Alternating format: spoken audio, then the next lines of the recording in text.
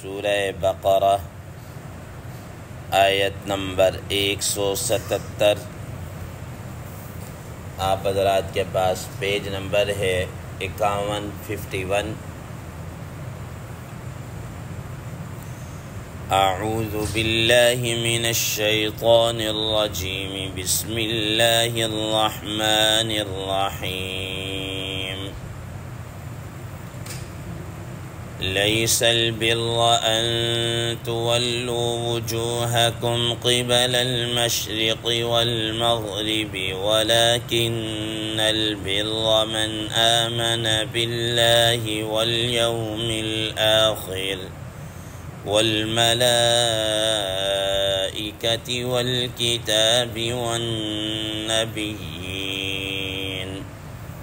وآتى المال على حبه ذوي القربى واليتامى والمساكين وابن السبيل والسائلين وفي الرقاب وأقام الصلاة وآتى الزكاة والموفون بعهدهم إذا عاهدوا والصابرين في البأساء والضراء وحين البأس أولئك الذين صدقوا وأولئك هم المتقون صدق الله العظيم۔ اللهم صل على محمد النبي الأمي وعلى آله وسلم تسليما كثيرا كثيرا۔ محترم سامعین کرام، اس آیت مبارکہ کا ترجمہ اللہ تبارک و تعالی ارشاد فرماتے ہیں، لیس البر ان تولوا وجوہکم قبل المشرق والمغرب،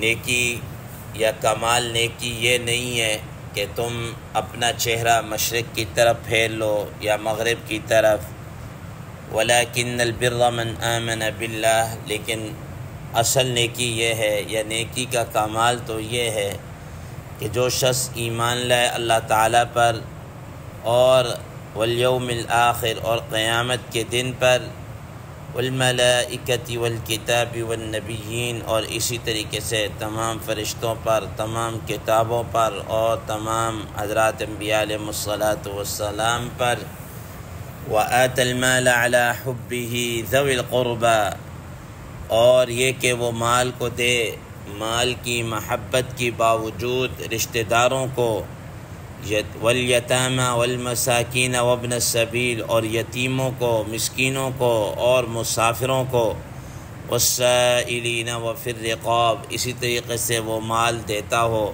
سائلین کو یعنی سوال کرنے والوں کو اور لوگوں کو آزاد کروانے میں، گردن چھڑوانے میں، وَأَقَامَ الصَّلَاةَ وَآتَى الزَّكَاةَ اور وہ نماز کو قائم رکھتا ہو اور زکوٰۃ بھی ادا کرتا ہو، وَالْمُوفُونَ بِعَهْدِهِمْ إِذَا عَاهَدُوا اور وہ جو اپنے عہدوں کو اور پورا کرتے ہیں اپنے عہدوں کو جب ان سے عہد کیا جائے، وَالصَّابِرِينَ فِي الْبَأْسَاءِ وَالضَّرَّاءِ وَحِينَ الْبَأْسِ اور وہ صبر کرنے والے ہیں خوشحالی میں بھی اور تنگ دستی میں بھی اور جنگ کے وقت میں بھی، اولئک الذین صدقوا یہی وہ لوگ ہیں جو سچے ہیں، واولئک هم المتقون اور یہی وہ لوگ ہیں جو تقوی والے ہیں، متقین ہیں۔ محترم سامعین کرام، کل اس درس کے متعلق، اس آیت کے متعلق ابتداءً گفتگو ہو چکی تھی، اس کا پس منظر بھی بیان ہو گیا تھا۔ آج وَآتَى الْمَالَ عَلَى حُبِّهِ ذَوِي الْقُرْبَى اس کو بیان کرنا ہے۔ محترم سامعین کرام، وَآتَى الْمَالَ عَلَى حُبِّهِ، اور نیکی کے کمال کو بیان کیا جا رہا تھا کہ جہاں پر عقائد، عبادات اور ان چیزوں پر ایمان لانا ضروری ہے، اس کے ساتھ ساتھ انفاق فی سبیل اللہ یعنی اللہ کے راہ میں مال خرچ کرنا یہ بھی ضروری ہے۔ اب اس مال کو خرچ کرنے کے سلسلے میں فرما رہے ہیں وَآتَى الْمَالَ عَلَى حُبِّهِ، کہ وہ مال کو اس کے باوجود دیتا ہے، علی حبہ مال کی محبت کے باوجود۔ ہا ضمیر حبہ میں جو ہا ضمیر ہے اس کا مرجع یعنی اس سے مراد کیا ہے، اس کے متعلق حضرات مفسرین کرام رحمہ اللہ دو قول نقل کرتے ہیں اور دونوں ہی اپنی جگہ پر درست ہیں۔ پہلے نمبر پر کہ علی حبہ میں جو ہا ضمیر ہے یہ خود مال کی طرف لوٹے کہ وہ انسان باوجود کہ مال کی محبت کے اندر سخت ہے پھر بھی وہ مال کو خرچ کرتا ہے، یہ اس کی خوبی ہے۔ دیکھیں مثال کے طور پر قرآن مجید میں اللہ تبارک و تعالی نے خود انسان کے متعلق فرمایا وَإِنَّهُ لِحُبِّ الْخَيْرِ لَشَدِيدٌ، کہ اس کے دل کے اندر مال کی محبت بہت زیادہ سخت ہے، اور انسان مال کے متعلق ویسے بھی بڑا حریص ہوتا ہے، اس سب کے باوجود پھر وہ مال کو اللہ کی راہ میں کیا کر رہا ہے، خرچ کر رہا ہے۔ یا دوسرا ہی ضمیر کے متعلق فرماتے ہیں علی حبہ میں جو ہی ضمیر ہے اس کے متعلق فرماتے ہیں کہ اس کا مرجع اللہ تبارک و تعالی ہے، کہ وہ اللہ تعالیٰ کی محبت کی وجہ سے مال کو اللہ کی راہ میں کیا کرتا ہے، خرچ کرتا ہے۔ بہرحال اگر مال کی محبت ہو پھر بھی خرچ کرے تب بھی اس کے دل کے اندر اللہ کی محبت ہی ہے جس کی وجہ سے وہ اس کو خرچ کر رہا ہے۔ محترم سامعین اکرام، حدیث مبارکہ میں آتا ہے رسول اللہ تعالی علیہ وسلم سے دریافت فرمایا گیا کہ سب سے افضل صدقہ کون سا ہے؟ تو آپ صلی اللہ تعالی علیہ وسلم فرمایا کہ سب سے افضل صدقہ یہ ہے کہ انسان اس وقت خرچ کرے کہ جب وہ بالکل تندرست ہو، اس کو مال کی خود ضرورت ہو، اور اس کو یہ شیطان یہ پٹیاں پڑھائے کہ اگر تو خرچ کرے گا تو تیرا مال کم ہو جائے گا، تو تنگ دست ہو جائے گا، پھر بھی وہ اللہ کی راہ میں کیا کرتا ہے، خرچ کرتا ہے، خرچ کرتا ہے۔ تو فرمایا کہ یہ سب سے افضل اور بہترین کیا ہے، صدقہ ہے۔ فرمایا کہ اس طرح نہیں ہو کہ انسان اپنی آخری لمحات میں، وقت کے آخر میں وہ کیا کرے، مرض الوفات میں ہے، اب کوئی اس کی زندگی کی امید نہیں ہے، اور ادھر جان کنی کا عالم ہو اور وہ کہے کہ جناب اعلیٰ اب میں اس کو خرچ کر رہا ہوں، فلاں کے لیے اتنا، فلاں کو اتنا دے دو، فلاں مد میں اتنا دے دو۔ تو اللہ کے پیارے نبی صلی اللہ تعالی علیہ وسلم نے فرمایا اب یہ جو تم فلاں کے متعلق کر رہے ہو یہ تو اب فلاں کا ہو ہی چکا ہے۔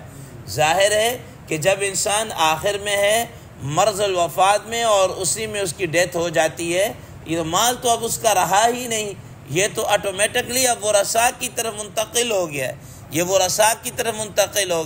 تو فرمایا کہ اصل کمال اور بہترین نیکی اور بہترین صدقہ یہ ہے کہ انسان تندرستی کے عالم میں جب اس کو بھی پیسوں کی ضرورت ہو اور تنگ دستی کا خوف بھی ہو، سب کچھ ہو، لیکن اس کے باوجود وہ اللہ کی راہ میں خرچ کرے، تو فرمایا کہ یہ کیا ہے، یہ سب سے بہترین صدقہ ہے، اور یہ سب سے بہترین کیا ہے، افضل صدقہ، اور اللہ تعالیٰ کی راہ میں خرچ کرنا ہے۔ اب یہ کہ یہ اللہ کی راہ میں جو خرچ کرنا ہے اس کے مصارف کیا ہیں، کون کون سی جگہ ہیں جہاں پر اس کو خرچ کیا جانا چاہیے اور خرچ کرتے ہیں؟ تو فرمایا کہ اس میں سے ذوی القربى والیتامى والمساکین وابن السبیل، کہ وہ قریبی رشتہ دار ہیں، یتیم ہیں، مسکین ہیں اور مسافر ہیں۔ محترم سامعین اکرام، ذوی القربى عربی زبان کے اندر ان کو کہتے ہیں جس کو آج کل ہم کہتے ہیں کہ یہ بلڈ ریلیٹیو ہیں، کہ انسان کے انتہائی قریبی رشتہ دار، ان کے اوپر کیا کرے، خرچ کرے۔ اب یہ قریبی رشتہ دار حضرات مفسرین کرام رحمہ اللہ فرماتے ہیں چاہے مسلمان ہوں چاہے غیر مسلم ہوں، غیر مسلم ہی کیوں نہ ہوں اور وہ مستحق ہیں تو ان کے اوپر بھی کیا اسلام کہتا ہے، ان پر بھی خرچ کرے، خرچ کرے۔ محترم سامعین اکرام، حضرات مفسرین کرام رحمہ اللہ فرماتے ہیں رسول اللہ صلی اللہ تعالیٰ علیہ وسلم فرمایا کہ عام ایک آدمی ہے کہ وہ عام لوگوں کے اوپر کیا کرتا ہے؟ خرچ کرتا ہے تو اس کو صرف عام خرچ کرنے کا ثواب ملے گا، بس کہ وہ اللہ کی راہ میں خرچ کر رہا ہے اس کو اس کا ثواب مل جائے گا۔ اور دوسرا یہ ہے کہ وہ اپنے قریبی رشتہ داروں کے اوپر انسان کیا کر رہا ہے؟ خرچ کر رہا ہے، تو رسول اللہ صلی اللہ تعالیٰ علیہ وسلم نے فرمایا کہ اس کو ڈبل اجر ملے گا، ایک اس کو اللہ کی راہ میں خرچ کرنے کا اور دوسرا اس کو صلہ رحمی کا، صلہ رحمی کا۔ اور یاد رکھیے گا صلہ رحمی کے اندر اور قریبی رشتہ داروں میں سب سے زیادہ حق انسان کا جس کے اوپر خرچ کرنا ہے وہ اس کے اپنے ماں باپ ہیں اور اس کے اہل و عیال ہے، پھر سٹیپ بائی سٹیپ باقی سب کے اوپر کیا کرے؟ خرچ کرے۔ سب سے پہلے اپنے والدین کے اوپر، والدہ ہو، والد ہو یا دونوں ہو یا دونوں میں سے کوئی ایک ہو، ان پر خرچ کیا جائے، اور اس کے بعد اپنے اہل و عیال کے، اپنے اہلیہ پر اور اپنے بچوں کے اوپر کیا کرنا؟ خرچ کرنا۔ اور سب سے رسول اللہ صلی اللہ علیہ وسلم نے بھی با مقام پر افضل صدقہ یا بہترین خرچ کرنا اس کو فرمایا کہ جو انسان اپنے اہل و عیال کی ضرورت کے اوپر کیا کرتا ہے؟ خرچ کرتا ہے۔ تو فرمایا کہ ذوی القربہ، کہ انسان اپنے یہ جو مال اللہ تعالیٰ نے دیا ہے اور وہ خرچ کر رہا ہے تو اس کو کہاں کرے؟ ذوی القربہ، قریبی رشتہ داروں کے اندر خرچ کرے۔ اور اس کے بعد فرمایا والیتامی، یتیموں کے اوپر کیا کرے؟ خرچ کرے، یتیموں کے اوپر۔ یتیم کسے کہتے ہیں محترم سامعین کرام؟ یتیم اسے کہتے ہیں کہ انسان کوئی آدمی ہو، کوئی بچہ ہو، مثال کے طور پر وہ چھوٹی عمر میں نابالغی کے اندر ہے اور اس کے والد کا انتقال ہو جاتا ہے۔ اب ظاہر ہے کہ وہ جو گھر کا کفیل تھا وہی اس دنیا سے رخصت ہو گیا، وہی اس دنیا سے کیا رخصت ہو گیا؟ ظاہری جو سہارا تھا باپ کی شکل میں وہی نہ رہا۔ اب یہ بچہ جو ہے یہ بھی اس بات کا مستحق ہے کہ اس کی ضروریات کا کیا کیا جائے؟ خیال کیا جائے۔ رسول اللہ صلی اللہ تعالیٰ علیہ وسلم نے اسی وجہ سے فرمایا انا وکافل الیتیم ہکذا، آپ صلی اللہ علیہ وسلم نے اس طرح انگلیوں کو ملا کر کہا کہ میں اور یتیم کی کفالت کرنے والا اس طرح جنت میں ہوں گے۔ ان دونوں انگلیوں کو آپ صلی اللہ علیہ وسلم نے ملا کر دکھایا، یعنی جس طرح یہ دو انگلیاں ملی ہوئی ہیں اسی طریقے سے میں ان کے ساتھ کیا ہو، وہ میرے ساتھ جنت کے اندر ہوگا۔ اور رسول اللہ صلی اللہ تعالیٰ علیہ وسلم نے ارشاد فرمایا کہ جو آدمی کسی یتیم کے سر کے اوپر دست شفقت پھیرتا ہے تو فرمایا کہ اللہ تبارک و تعالیٰ جتنے ہاتھ کے نیچے بال ہیں یہ اللہ تبارک و تعالیٰ اتنی ہی اس کو نیکیاں کریں گے، عطا کریں گے۔ محترم سامعین اکرام، اور یاد رکھنا یہ جو یتیمی ہے اس کا ٹائم پیریڈ کتنا ہے، کہاں تک یہ یتیمی ہم سمجھی جائے گی، کہاں تک ہے؟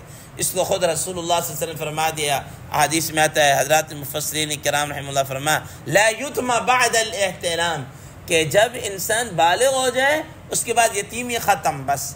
کیونکہ آپ حضرات کے علم ہے کہ جب انسان بالغ ہو جائے، بلوغت کے منازل طے کر رہا ہو تو وہ جس کو کہتے ہیں انڈیپینڈنٹ ہو جاتا ہے، وہ اپنے آپ پر اب شریعت کہتی ہے آپ اپنا کمائیں کریں، اب آپ کسی اور کی ذمہ داری میں نہیں ہیں، ٹھیک ہے نا؟ ورنہ اگر انسان یہ کہ یتیم، تو اس وقت تو دنیا میں جتنے بھی بڑے افراد ہیں کہ پتہ نہیں کتنے یتیم ہوں گے، ٹھیک ہے نا؟ لیکن یہ یتیمی کہاں تک ہے؟ یہ بچپن کی حد تک ہے، نابالغی کے زمانے تک کیا ہے؟ یتیم ہے، اس کے بعد یتیمی کیا ہو جاتی ہے؟ ختم ہو جاتی ہے۔ تو فرمایا کہ یہ جو مال خرچ کرنا ہے یہ ذوی القربہ پر ہے اور اس طرح یتیموں پر ہے، والمساکین وابن السبیل، اسی طرح مسکینوں پر خرچ کرنا ہے اور مسافروں کے اوپر کیا کرنا ہے؟ خرچ کرنا ہے۔ مسکین کسے کہتے ہیں اور کیا کہتے ہیں؟ اور آگے والسائلین وفی الرقاب آ رہا ہے، اس سے کون سے لوگ مراد ہیں انشاءاللہ عزیز یہ کل کے درس میں ذکر کیا جائے گا۔ اللہ تبارک و تعالیٰ سے دعا ہے اللہ تبارک و تعالیٰ ہمیں ان چیزوں پر عمل کرنے کی توفیق عطا فرمائے۔ وآخر دعوانا ان الحمد للہ رب العالمین۔